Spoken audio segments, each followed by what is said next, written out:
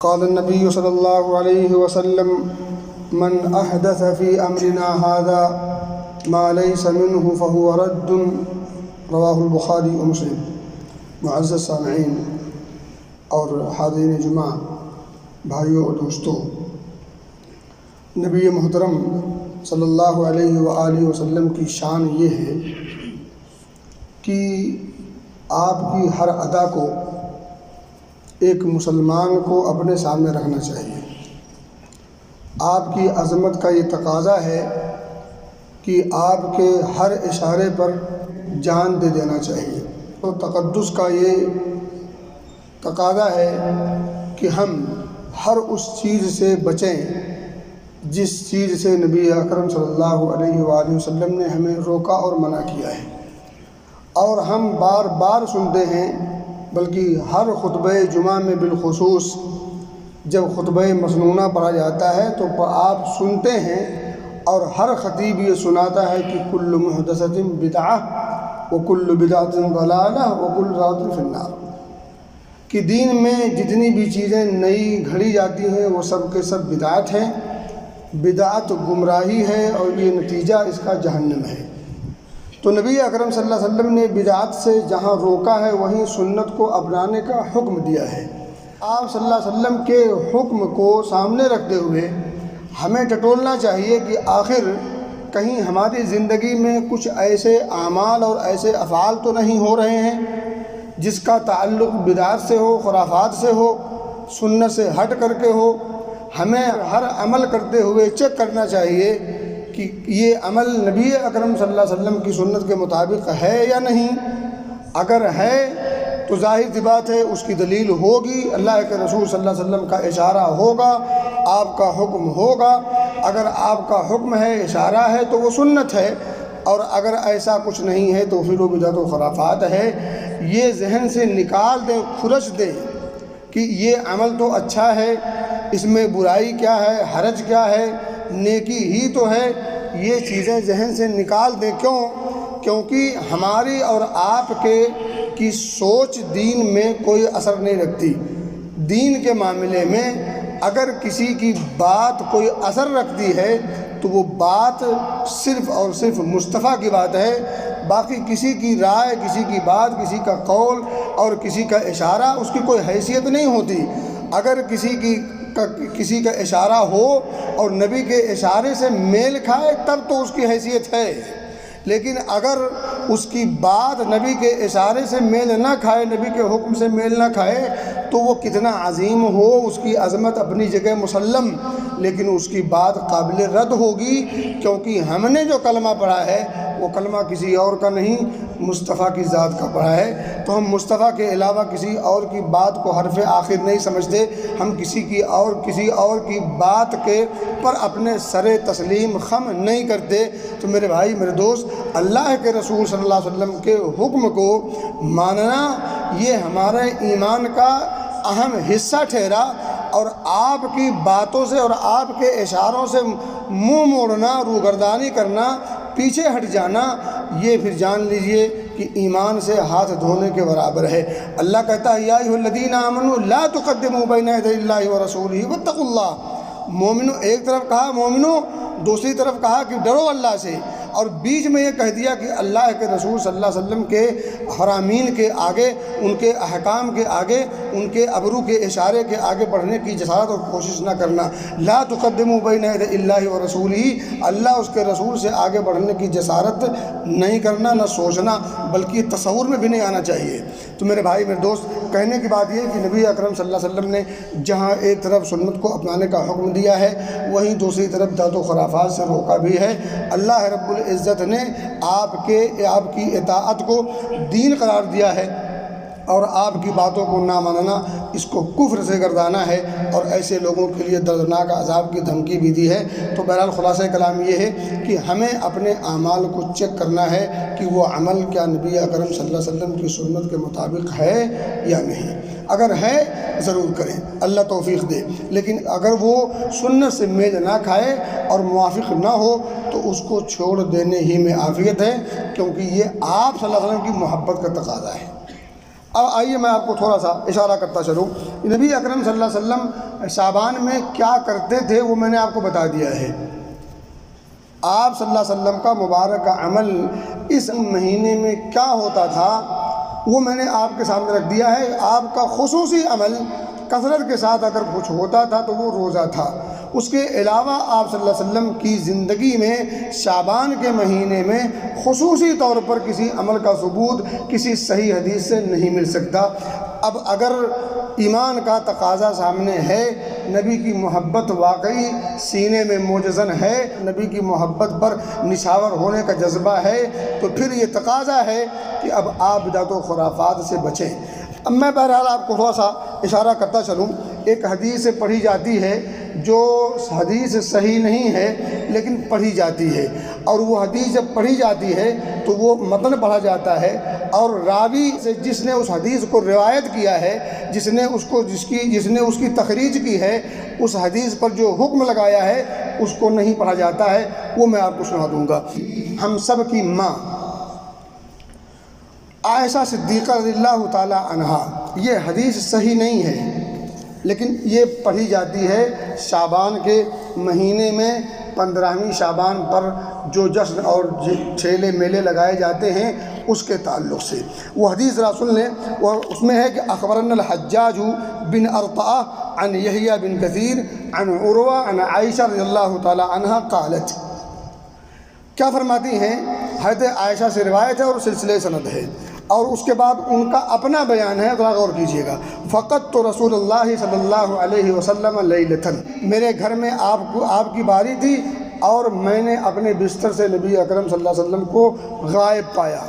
یہ پاک اعظم گھر پر بستر پر موجود نہیں ہیں، حالانکہ باری انہی کی تھی، انہی کے رات گزارنا تھا۔ کہتے ہیں کہ فخرجت فاذا ہوا بالبقیع، میں گھر سے نکلی اور جا کر کے بقیع قبرستان میں پہنچی، اور وہاں کیا دیکھا کہ نبی اکرم صلی اللہ علیہ وسلم بقیع قبرستان میں ہیں۔ بھائی صبح کیا تھا کہ باری میرے یہاں ٹھہرنے کی ہے تو آپ نکل چکے ہیں، تو ظاہر سی بات ہے کہاں گئے ہوں گے؟ کسی دوسری بیوی کے پاس گئے ہوں گے۔ تو ڈھونڈنا کہاں تھا؟ اگر ڈھونڈنا تھا تو ڈھونڈتی وہاں جہاں شبہ تھا، لیکن وہ ڈھونڈنے کہاں پہنچی؟ بقیع قبرستان، جس کو ہم اور آپ لوگ جنت البقیع کہتے ہیں۔ جنت البقیع نہیں، وہ بقیع الغرقد ہے۔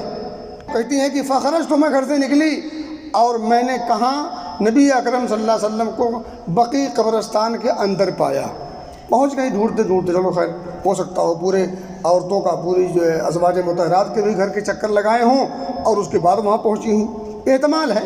جب نبی اکرم صلی اللہ علیہ وسلم نے اماں عائشہ صدیقہ کو پایا تو دیکھا تو پوچھا اکنت تخافین ان یحیف اللہ ورسولہ، کیا تمہیں اندیشہ ہے، تم گمان پالتی ہو کہ اللہ اس کے رسول تمہارے ساتھ برا کریں گے؟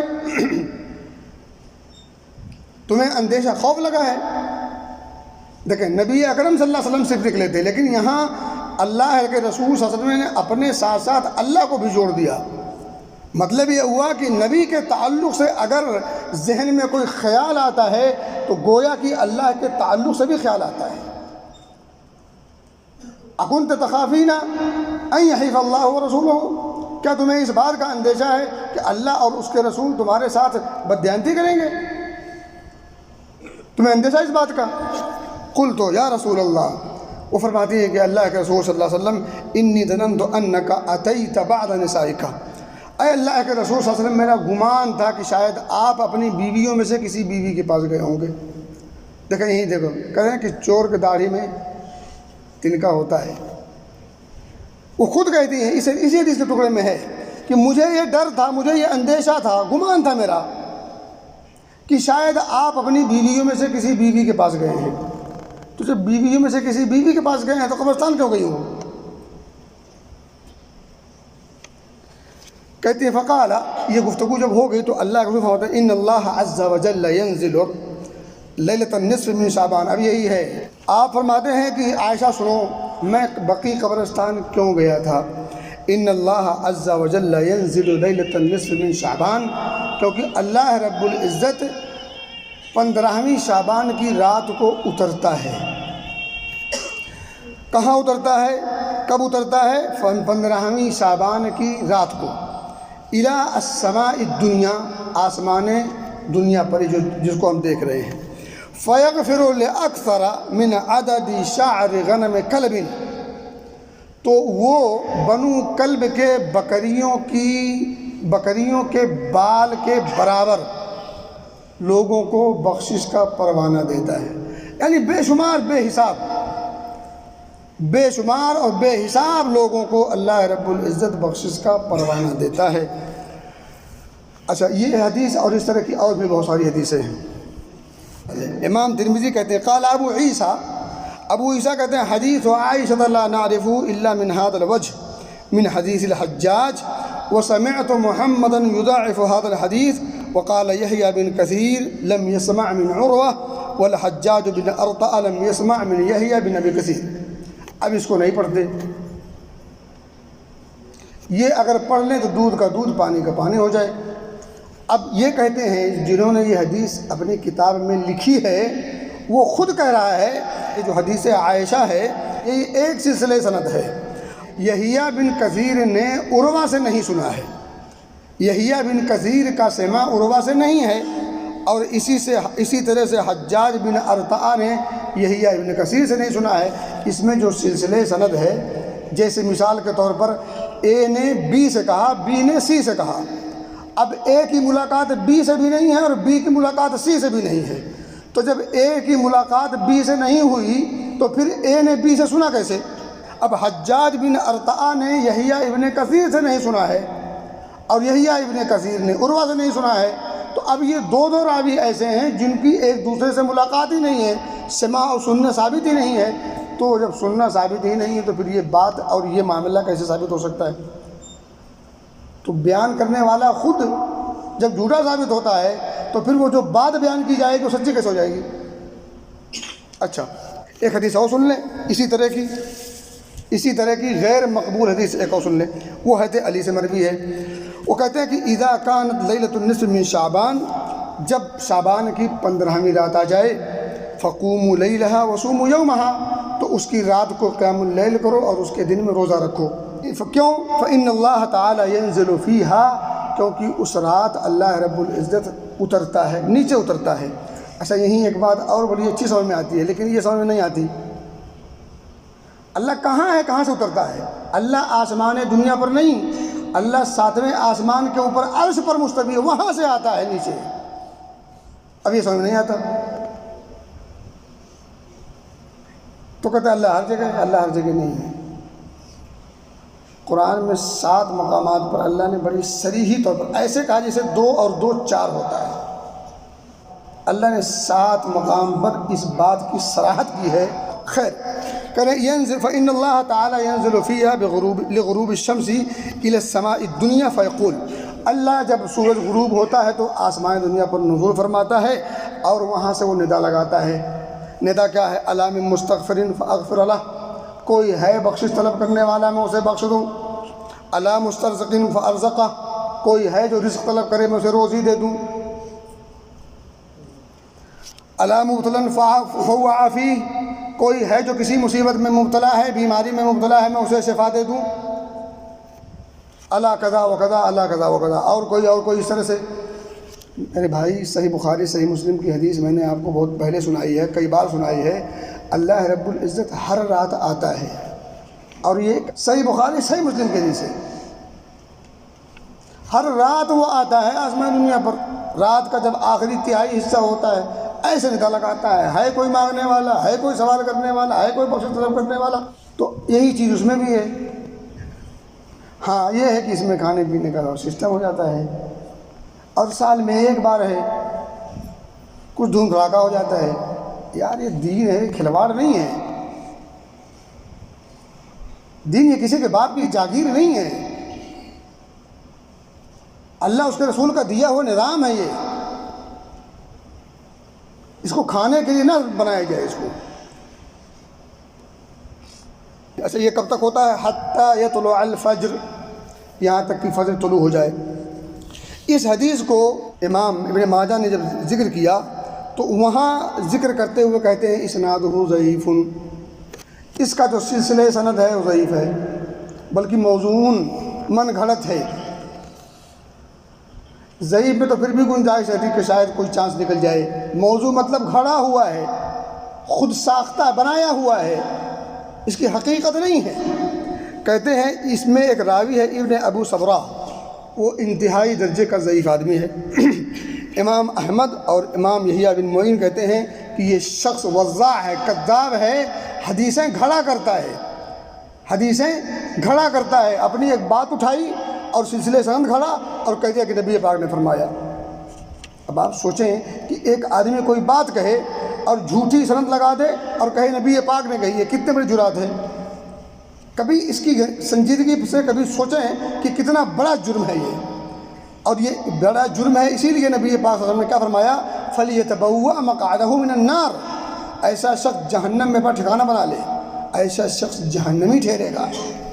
اور آگے کا تقریب التہذیب میں ہے کہ رموہ بالوضع، اس حدیث پر وضع کا یعنی من غلط ہونے کا حکم لگایا گیا ہے. اور اسی طرح سے اور بہت سارے محدثین نے مختلف کلام کیے ہیں. میں نے 2 حدیثیں آپ کے سامنے رکھی ہیں جو بالکل ناقابل قبول ہیں، لیکن آپ منبر و محراب سے اور کانفرنسوں اور جلسوں سے یہ 2 حدیثیں آپ نے ضرور سنی ہوں گی. بالخصوص ہمارے ان بھائیوں نے جو 15ویں شعبان کی رات کو جشن اور میلہ اور ٹھیلا اور پتہ نہیں کیا کچھ کرتے ہیں اور کیا کیا کرتے ہیں، ذرا میں آپ کو بتا دوں. اور اس میں سے ایک بھی عمل مناسب نہیں ہے. اگر اللہ کے رسول صلی اللہ علیہ وسلم کی سچی محبت ہے، سچی محبت کو ایک بار سامنے رکھیے اور ان اعمال اور افعال کو ذرا سامنے رکھیے اور تھوڑا سا حدیث پر مطالعہ کر لیجئے. اس کے بعد اگر کیجئے تو پھر کیجئے. ایک تو صلاۃ العافیہ پڑھی جاتی ہے، صلاۃ الخیر نام کی ہزاری نماز. بھئی کتنی نمازیں ہیں جو حدیث میں ثابت ہیں، وہ تو ہم سے ہوتی نہیں، گھڑنے کی ضرورت پڑ گئی. بھئی آدمی وہ گھڑتا ہے جس کے پاس اپنے عمل نہ ہو. ہمارے پاس اتنی نمازیں ہیں کہ ہم وہ پڑھ ہی نہیں پا رہے. 5 وقتہ نماز ہم سے ہوتی نہیں، جو فرض ہے، ڈیوٹی ہے،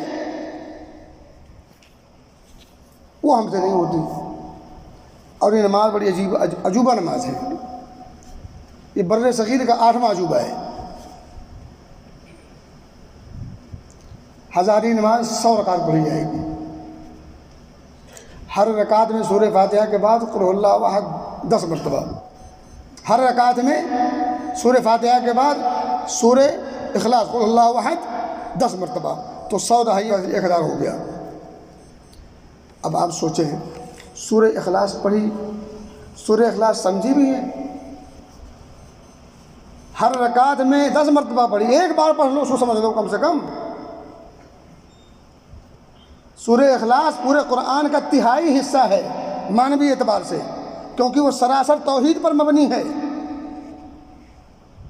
پورے قرآن میں توحید کا 1/3 حصہ توحید پر مبنی باتیں ہیں اور اس کا نچوڑ ہے سورہ اخلاص. لیکن اس رات میں شرک بھی ہوتا ہے.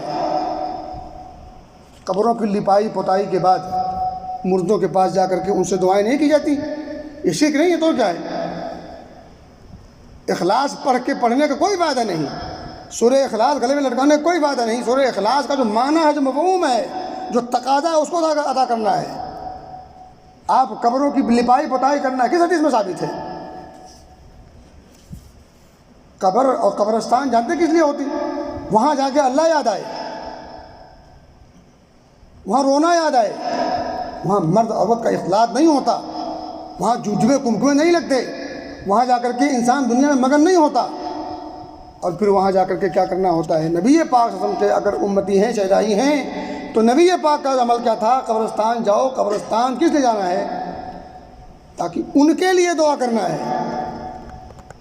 ان سے دعا نہیں کروانی، ان کے لیے دعا کرنا ہے اور اپنے لیے ایک سبق لے کے آنا ہے. کس چیز کا؟ ایسے ہی مر کر کے مٹی کے نیچے ہمیں بھی جانا ہے، یہ سبق لے کے آنا ہے اور وہاں جا کر کے ان کے لیے دعا مغفرت کرنی ہے. تو وہاں دعا کرنی ہے ان کے لیے، وہ اگرچہ اپنے وقت کا امام رہا ہو اور اپنے وقت کا پیر و مرشد کیوں نہ رہا ہو. اصلی پیر و مرشد کی بات میں کر رہا ہوں، میں نقلی کی بات نہیں کرتا،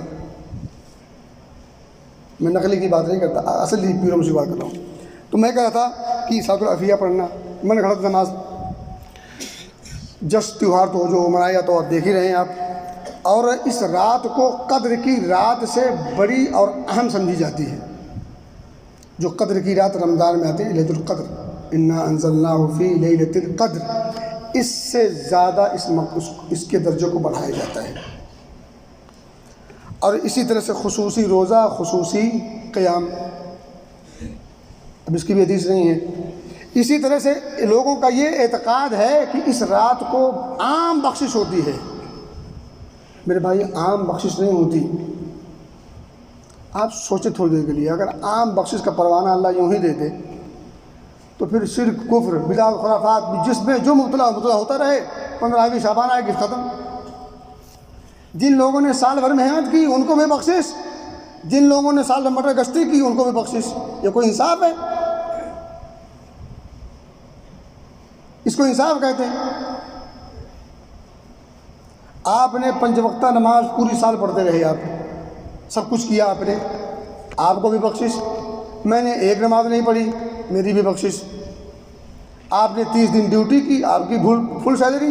میں نے ایک دن ڈیوٹی نہیں کی، میری بھی فل سیلری۔ یہ سسٹم ہے، اس کو نظام کہتے ہیں۔ یہ جنگلی قانون ہو سکتا ہے، یہ قانون نہیں ہو سکتا اصلی۔ اسی طرح سے تو عام اور معافی کا پلان سوچ کرنا، یہ بھی ہاں ایک بڑی بری بیماری، کفری عقیدہ ہے اور ہندوانہ، سراسر ہندوانہ عقیدہ ہے۔ روحوں کی آمد کا عقیدہ کمال ہے یار۔ 15ویں شعبان کی رات کو قبروں کو سجائیں گے، جھمجھمے کمکمے سے لپائی پتائی سے رنگین، یہ وہ سب کر کے یہ جو زندہ لوگ ہیں قبرستان جائیں گے اور مردے لوگ گھر آ جائیں گے۔ اچھی الٹی سوچ ہے، تھوڑا سا عقل بھی لگا لیا کریں۔ آپ کے گھر مہمان آنا ٹھیک ہے بھائی، روحوں کی آمد کا اگر عقیدہ آپ کا ہے، کفریہ ہے، قرآن کے حدیث کے ساتھ خلاف ہے، ہندوانہ عقیدہ ہے۔ ہندوؤں کے یہاں آواگمن ہوتا ہے، مسلمانوں کے یہاں نہیں ہوتا۔ مسلمانوں کے مر کے خلاص، اب وہ برزخی زندگی، پھر قیامت آئے گی، اخروی زندگی، 3 مستقل زندگیاں، حالانکہ تینوں کا آپس میں کوئی لنک نہیں ہے، ظاہری کوئی لنک نہیں ہے۔ اچھا، اب یہ روحوں کی آمد کا عقیدہ اگر مان لیں تھوڑی دیر صحیح ہے بھائی، آتی ہیں تو آپ کے گھر مہمان اگر آئے اور وہ بھی سال میں ایک بار آئے اور وہ بھی ایسا مہمان آئے جس کے آنے کا امکان نہ ہو، تو پھر آپ گھر چھوڑ چلے جائیں گے؟ آپ اس کے گھر جا رہے ہیں جو آپ کے گھر آ رہا ہے، اچھے اچھے پکوان پکائے، تو کبھی کھائے بھی وہ لوگ آ کر کے؟ بھائی اچھے اچھے پکوان پکائیں، گھر کو سجائیں، یہ کر لیں وہ کر لیں، روحیں آتی ہیں یار۔ تھوڑی سی اگر عقل کا بھی تھوڑا سا استعمال کر لیں، تھوڑا سا، زیادہ نہیں، تو عقل کے اعتبار سے ذرا آپ سوچیں کہ روحیں اگر آتی ہیں تو پھر قبرستان جانے کی ضرورت کیوں ہے؟ وہ تو آ ہی رہی ہیں۔ اور آپ کہیں آتی ہے تو اچھے پکوان ہو، دیکھ کر کے خوش ہوتی ہیں، تو بھائی جب کھاتی نہیں تو پھر دیکھ کے خوش ہونے کا کیا فائدہ؟ ان کو دکھا للچوانا خالی، یہ کوئی معقول بات ہے؟ کھانا پکا کر کے اچھا اس کے مزاج کا، اس کے حساب کا، اور آپ اس کو بلا کر کے للچوائیں، آؤ دیکھو ہم نے کیا پکایا ہے، اس کو چلے جاؤ۔ ہندوؤں کے ہاں ہوتا ہے، جب ہندو کوئی مر جاتا ہے تو آپ نے وہ دیکھا ہوگا، پیپل کے درخت میں وہ مٹی کے برتن میں پانی اور اس کے اوپر اور اس کے نیچے کچھ کھانے کی چیزیں رکھتے ہیں۔ ہندو، ان کے ہاں عقیدہ ہے کہ آواگمن ہوتا ہے، تو ان کے جو پرکھے جو مر چکے ہیں وہ آئیں گے تو اس سے پانی پئیں گے، اس سے کھائیں گے۔ انہوں نے اس کا الگ نام دیا، ہم نے الگ نام دیا ہے، باقی عمل میں کوئی فرق نہیں ہے۔ ان کا نام کچھ اور ہے، ہمارا نام کچھ اور ہے، ان کا عمل تھوڑا سا فرق ہے، ہمارا تھوڑا فرق ہے، لیکن دونوں عقیدے سیم ہیں، رتی برابر کا فرق نہیں ہے دونوں عقیدوں میں۔ معاف کیجیے گا مجھے۔ روحوں کی آمد کا عقیدہ ایک کفری عقیدہ ہے، یہ بہرحال اس کی گنجائش بالکل نہیں ملتی۔ ایک مسلمان ایسا عقیدہ ہرگز نہیں رکھ سکتا، مسلمان تو یہ عقیدہ نہیں رکھ سکتا، باقی کی میں بات نہیں کرتا۔ چراغاں کرنا اور آتش بازی کرنا، بھئی اگر یہ اسلامی تہوار ہے، دینی اور مذہبی تہوار ہے، اللہ کی رضا کا سبب و ذریعہ ہے، تو مجھے بتائیں عید اور بقرعید میں پٹاخہ کیوں نہیں پھوڑتے؟ وہ تہوار نہیں ہے۔ میں صرف آپ کو جھنجھوڑ رہا ہوں بس۔ بھئی عید اور بقرعید ایک ایسا تہوار جس میں کسی کا اختلاف نہیں ہے، اس تہوار پر یہ پٹاخہ آتش بازی کیوں نہیں؟ اگر یہ خوشی کا کے موقع کا سامان ہے پھر اسی میں کیوں؟ دوسری بات، اس میں کتنا خلفشار ہوتا ہے، کتنا خسارہ ہوتا ہے اور کیا کچھ نہیں ہوتا۔ اسی طرح سے اجتماعی شب بیداری، سب لوگ مل کے جاگتے ہیں مسجدوں میں، گھروں میں، یہاں اور وہاں، اور جو کچھ کرتے ہیں ان تمام کے دلائل کی ضرورت ہے، دلائل نہیں ملتے۔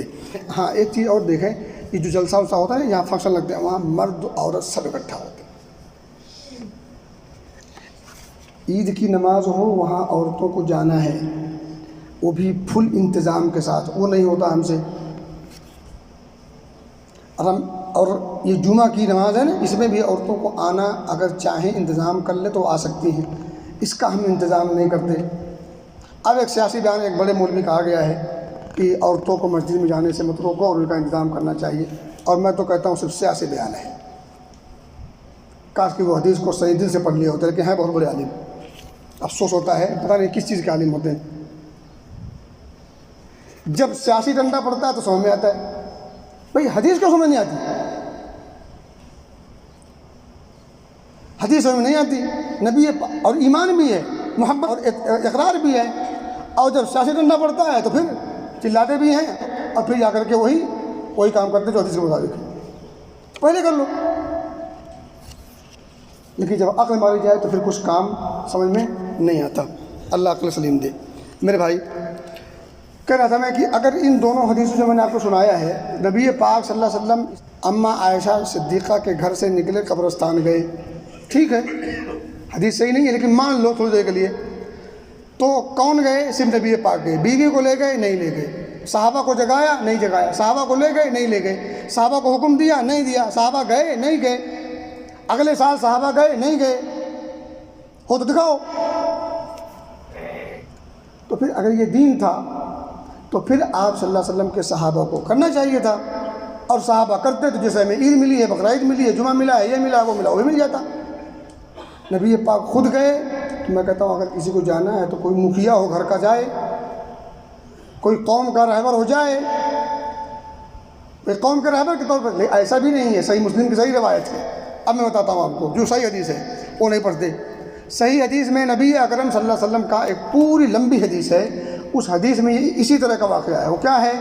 آپ صلی اللہ علیہ وسلم کی باری اماں عائشہ صدیقہ کے ہاں تھی، ٹائم ہو گیا۔ خلاصہ کلام یہ ہے کہ آپ عائشہ کے بعد بیٹھیں، آپ کو بتاؤں میں آپ کو۔ تو یہ جو تیوہار منایا جاتا ہے شعبان کے نام پر، سوائے نفلی روزے کے کثرت کے ساتھ اس کے علاوہ کوئی عمل نبی اکرم صلی اللہ علیہ وسلم کی سنت سے ثابت نہیں، اس لیے ان تمام خرافات سے بچائیں۔ اچھا ایک چیز اور بڑے مزے کی ہے، یہ پکوان مولوی کے گھر کو نہیں پکتا، یہ دین ہے نا، تو دین سب کے لیے ہے یا خالی عوام کے لیے ہے؟ مولوی اپنے گھر کیوں نہیں پکاتا؟ کیوں نہیں مارتا وہ؟ کسی مولوی گھر بنتے دیکھا؟ یہ طرح طرح کے جو حلوے مولوی کے گھر پہنچتے دیکھا ہے، مولوی کے گھر سے جاتے نہیں دیکھا، کیوں؟ قربانی مولوی کے گھر بھی ہوتی ہے، عید کی نماز مولوی بھی پڑھتا ہے، تو شعبان کے حلوے مولوی گھر کیوں نہیں پکتے؟ وہ کیوں نہیں مارتا؟ سوچا کریں۔